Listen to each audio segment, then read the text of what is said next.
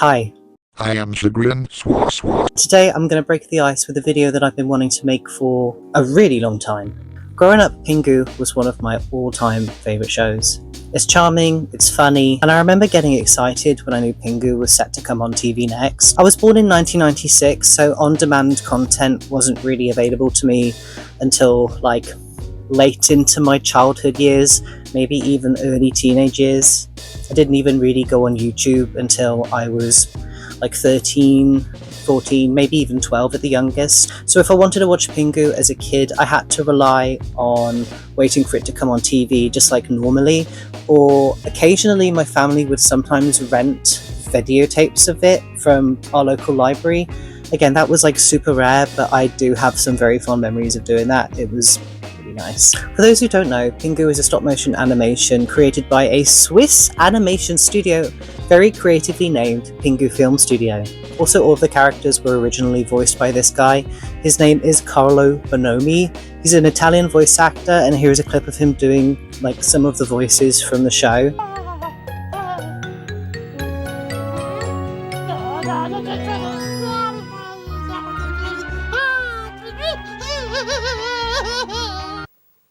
Pingu, dapat kanda na pura betasede. Pinga. Roby.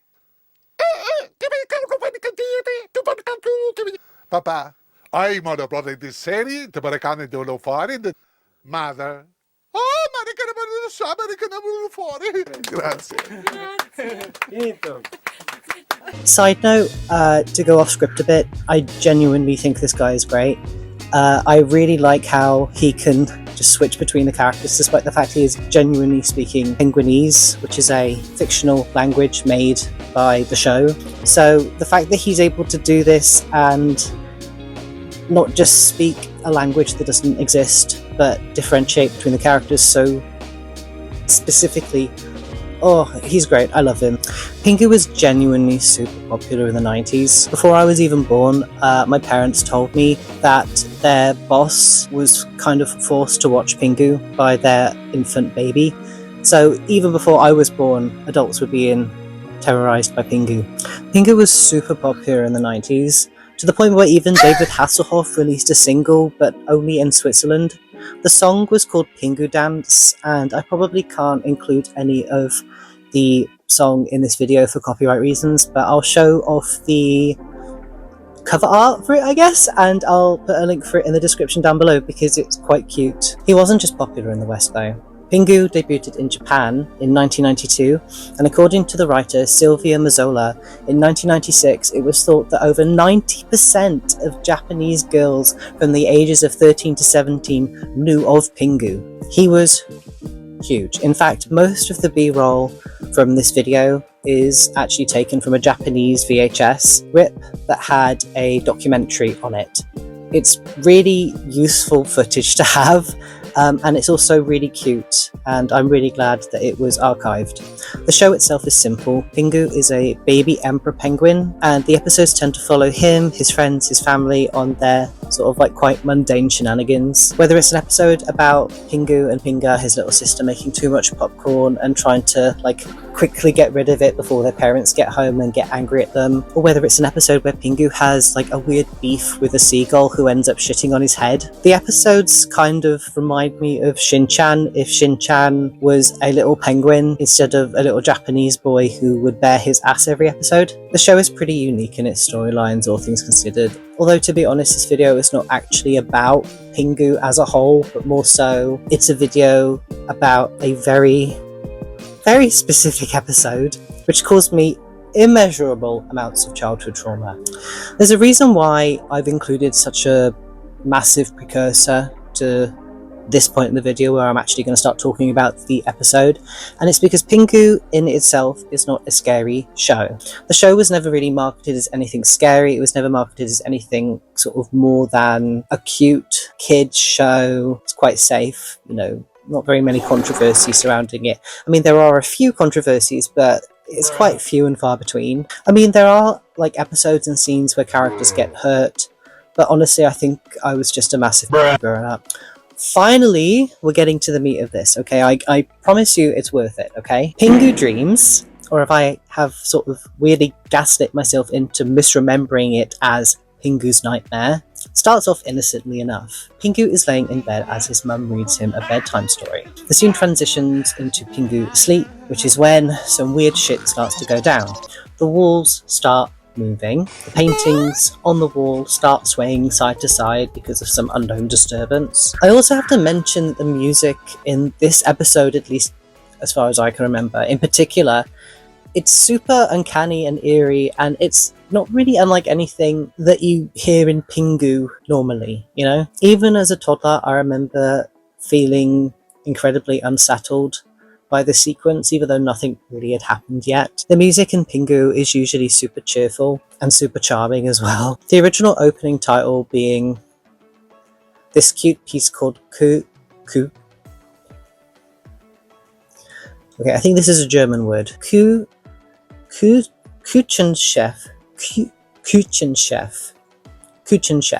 Küchenchef. Composed by Antonio Conde. Antonio Conde? Probably. They used this from 1990 to 1995, which was when I watched like most of the episodes. I mean, I wasn't born in that era, but the episodes that I distinctly remember watching had that very cute, tinny, that very specific tinny intro song. It has a lot of nostalgia for me, to be honest. I really like it a lot.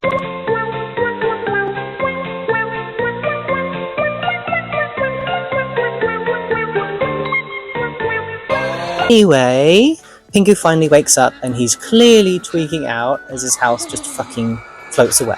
Then his bed starts moving around, walking around like a horse drawn by my dad. Here's an artist's rendition.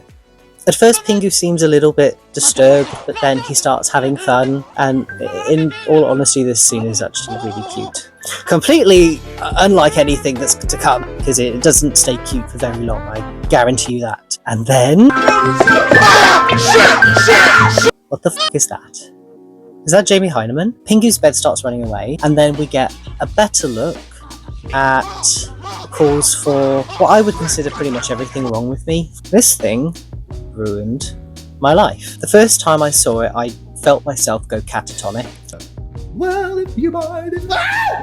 It looks completely like anything that we've seen in the Pingu universe so far, and I mean, there is a reason for that, to be honest. The walrus wasn't actually made for this episode. He wasn't even made for Pingu, full stop. He's a puppet that Ottmar Gutmann created in the 1970s. Here's a clip of the walrus speaking German for some reason.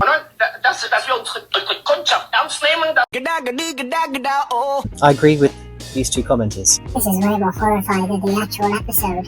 Nothing will hate you if you spit it straight focus. I genuinely hate this thing with every fibre of my being, but I do have to admit, it's a pretty decent puppet. It's surprisingly expressive despite how realistic it looks. At least it looks realistic compared to everything else in Pingu, which kind of adds to the fact that it's so jarring, the fact that it appears completely out of nowhere. You just don't expect this creepypasta to appear. Let's creepypasta it.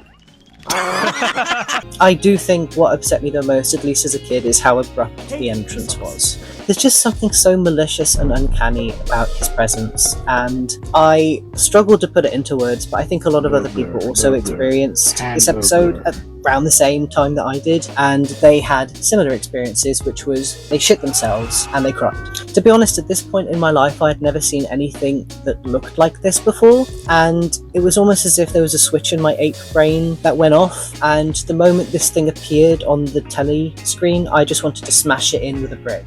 Back to the episode. Pingu is completely unaware of this demon's existence for now. It kind of just watches him and his bed horse thing from a distance until it jump scares him again, and the audience again, technically. The walrus messes with Pingu, baring its disgustingly weird human-esque teeth. To be honest, I'm not really 100% sure it is a walrus. I thought walruses had tusks. I think maybe it might be a mixture of a walrus and a seal and a sea lion. It's probably just the scariest thing that Pingu can conjure up in his mind, considering he is a penguin and seals eat penguins, which, again, is quite awkward considering who his best friend is. It's Robbie. Eventually, even the bed had had enough of the abuse from the walrus and tried to get out of there. only to get stopped in its tracks by its disgusting flipper. It eats Pingu's bedspread, and then it starts eyeing Pingu up as well. So when I first watched this, again, I was very, very young, and the episode had already started to really creep me out early on, and it was at this point that I think it was just too much. The second that I thought that Pingu was going to get caught by this walrus, I ran out of the room screaming and crying. So I guess to paint a picture, when I first watched this, I was very, very young. I actually watched it with my younger brother. He was sat next to me. I remember this super clearly. I'm actually going a bit off script because I can't really capture the memory written down. I kind of have to talk about it as I remember it, because it's such a visceral memory, and I'll explain later on in the video why it's so visceral and why it's so important to me, and why I think it sort of has built me as the person that I am now. Not to, wax lyrical or however that fucking saying goes, but you'll see what I mean. So again, when I first started watching it, I was genuinely unnerved. Why are you running? By most of the episode, and around this point I think that I had had enough. I was already really scared by the walrus and the fact that it had disappeared and then come back and then disappeared and then come back again. And then when it had come back again, this time it was going to eat you, this time it was going to eat you. Oh no, it was just too much for my kid brain. It was too scary, and I remember running out of the living room and curling up in a corner, Blair Witch style, screaming, crying, fingers in the ears, that kind of thing, meltdown kind of vibe. I didn't know how the episode ended for like 10 years. I'm not kidding when I tell you that my child self genuinely believed that Pingu was dead, or that I had just witnessed some sort of like weird play snuff film. I didn't make the connection that he was having like a nightmare, and that nightmares don't affect reality. Again, I was a baby. These memories that I'm having, I was very, very young. It's something that is a building block in me, I think. I don't know. I had nightmares for years after I'd seen this episode, where I imagined Pingu getting like dissolved in the walrus's stomach and stuff like that. I even ended up gaslighting myself into misremembering a false ending to the episode, where I had told myself that I'd seen it again. It must have been a nightmare that I was actually misremembering as an actual episode, because I have a vivid memory of Pingu being swallowed, and then that's what transitions him into waking up. But that's not really what happens, and I'm going to tell you how the episode actually ends now. The actual episode ending is quite sweet, if not a bit rushed. Although, to be fair, each episode of Pingu is about 5 minutes long, and the whole thing again is stop motion animated, so it probably took months and months to make just one episode, so I don't really blame the pacing for being off. It's a kid's thing. It's fine. I don't know what I'm complaining about. Ignore me, I suck, whatever. Anyway, the actual ending is really sweet. Pingu ends up running to his mum in tears after waking up, and she comforts him. The thing is though, I'm not actually too convinced that if I had seen this episode as a kid, that it would have stopped the nightmares, because that walrus is fucking horrifying. It is horrific, and it absolutely ruined stop motion animation for me, at least for a little while. It was a bit embarrassing actually how scared of Pingu I was after this episode had aired. Any episode that opened with Pingu in bed, or Pingu being read a story, I was out of the room because I was genuinely terrified that that episode was going to air. I have no idea, but I'm pretty sure that it was pulled from airing, at least after when I had seen it, because a lot of parents complained that it was too scary for their kids, and I don't blame them, because I was one of those kids that was too scared. The weird experience actually lended itself to creating an irrational fear of stop motion animation for me for a long time. Not to the point where if I was watching an animation and it was stop motion that I would like run out of the room scared, but more so I stopped being able to enjoy them as cartoons, which they are, because they freaked me out. They looked really creepy all of a sudden. I started to notice just how uncanny all of the characters looked when they moved. I started to notice the thumbprints on the original Wallace and Gromit Grand Day Out animation, and that started to give me the ick. It's embarrassing. I started having nightmares about Wallace and Gromit as well. As I'm recording this, I had... Oh my god, this is awful. As I'm recording this now, I just remembered I had a nightmare about creature comforts creature comforts. I had a nightmare about creature comforts. If you don't know what that is, it's the chillest thing ever. I love creature comforts now as an adult. I think it's great. But I had a nightmare about it. I can't remember the specifics of it, but I remember waking up and thinking, even as a kid thinking, really, did I just have a nightmare about creature comforts? I don't know. I mean, some of the animations, again, are still creepy. I can't deny that. But that is embarrassing. Jesus Christ. Speaking of stop motion animation, I think the worst offender for me, with me finding it particularly creepy to watch, anything made by Aardman would make me feel very, dirty. I don't know, it made me feel very uncomfortable. Not anymore. I love Aardman to death. I think Wallace and Gromit is great. I love Chicken Run. God, I love Flushed Away, even though it's like a weird CGI version of a stop motion animation movie. I do love Aardman. It's great. I think it was only when I was a teenager and I was on YouTube, that was when I revisited this episode. And it wasn't as scary as I remember it being. Obviously. My nose is really itchy. Sorry. It sounds really silly, but I had avoided this episode for so long because I was really scared of being re-traumatized. I had picked it up in my memory as this really horrifying incident, and in reality, it really wasn't. I was really surprised when I revisited it and I watched it from start to end. Number one, how short the episode is. Number two, how quickly the conflict is actually resolved. Number three, the walrus is on screen for none of the episode, and it does get resolved in the end in a really sort of sweet and cute way. There was no terrifying chase scene, unless you count him, the walrus grabbing the bed and chewing on it. That was quite creepy, I guess. I don't know. There was no blood, there was no gore. Just an incredibly unnerving walrus fucking with Pingu for maybe a minute at most. The closure was therapeutic, if not a little bit underwhelming. At least I think my child self felt healed, kind of. I'd spent so many years scared of this walrus. I'd seen it in my nightmares multiple times. It made me afraid to enjoy Pingu for a really long time, so that was one of my favourite things as a kid had been tarnished by this fucking disgusting walrus. All of the nightmares he caused, all of the fear over a puppet that looks like a Mythbuster. Now, as an adult, I can laugh about it, kind of. I'm at the point in my life where I am genuinely so desensitized to horror by the internet and by life that I genuinely don't think I'll ever have as visceral as a reaction to sort of fictional media as I did as a child to this walrus, if that makes any sense. If not, I'm sorry. I love horror. I love getting scared, and hopefully one day something as scary as this walrus will pop up again in my life, but probably not. What's interesting though is kids media has always been a little bit scary, at least the kids media that I consumed growing up. I was a really big fan of The Grim Adventures of Billy and Mandy as it was airing, the same with The Misadventures of Flapjack, which, You win! You win! You win! You need to grow up. Grow up? I'm 38 years old.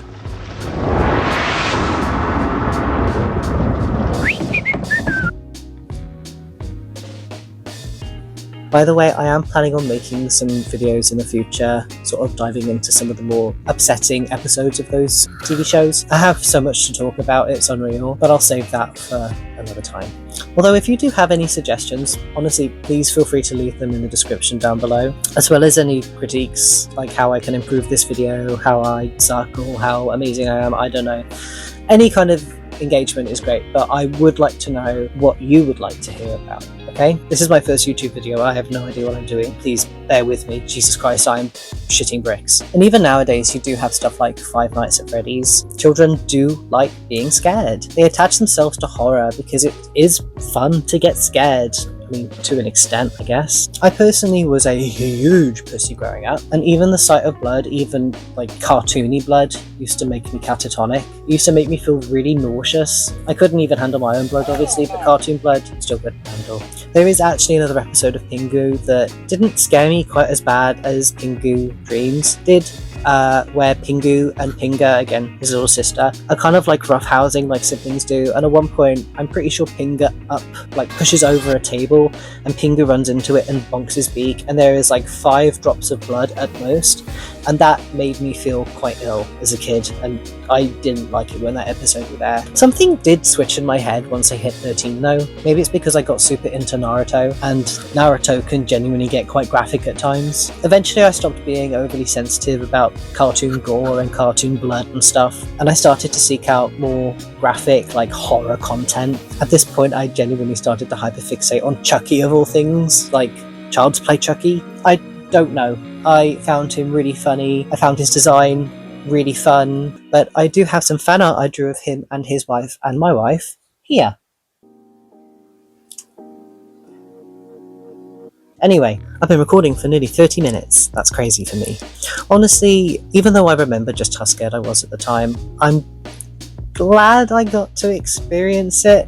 It was my own personal War of the Worlds or Ghost Watch, where I was too naive to understand what was actually going on. Before the video ends, one thing I do want to mention is, speaking of kids content and being scared and being traumatized, one thing that does worry me is the amount of concerning children's content that is online. Maybe children nowadays are more desensitized to it, but I know for a fact that if I had ever seen any of the Elsagate kind of stuff that was on YouTube a couple of years ago growing up, it would have messed me up, I think, a lot more than Pingu Dreams ever did. As upsetting as that walrus was, at least he wasn't doing this. So, that was me. Jesus Christ, that's like a weight off my chest. That was my first ever video that I've ever recorded. It's been a long process for me, because it's taken me a long time to write the script, it's taken me a long time to download the footage, and it's going to take me probably a long time to edit, but I am ecstatic that I have at least done this version of it. I know it isn't going to be perfect, I know that I'm going to make a bunch of mistakes, and I'm probably going to make a bunch of jokes that just aren't funny, but this is a big thing for me, and I am super grateful for all of you who have stuck with me, and I hope that you stick around for videos in the future. I've already started writing my next video's script, which I probably shouldn't have started doing before I finished this one.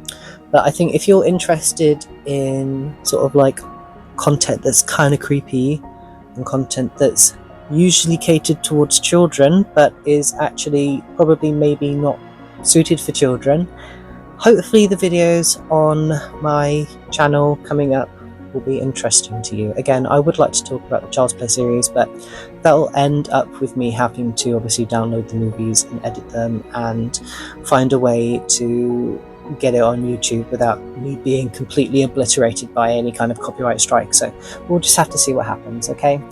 Anyway, thank you so much for watching, if anyone is watching this, which, if there is anyone watching this, hi, thank you very much.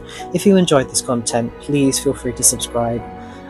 You'll probably notice that I have 0 subscribers, and again, that is because this is my first video. And if you did enjoy it, please feel free to share it with someone who you think might get a kick out of it.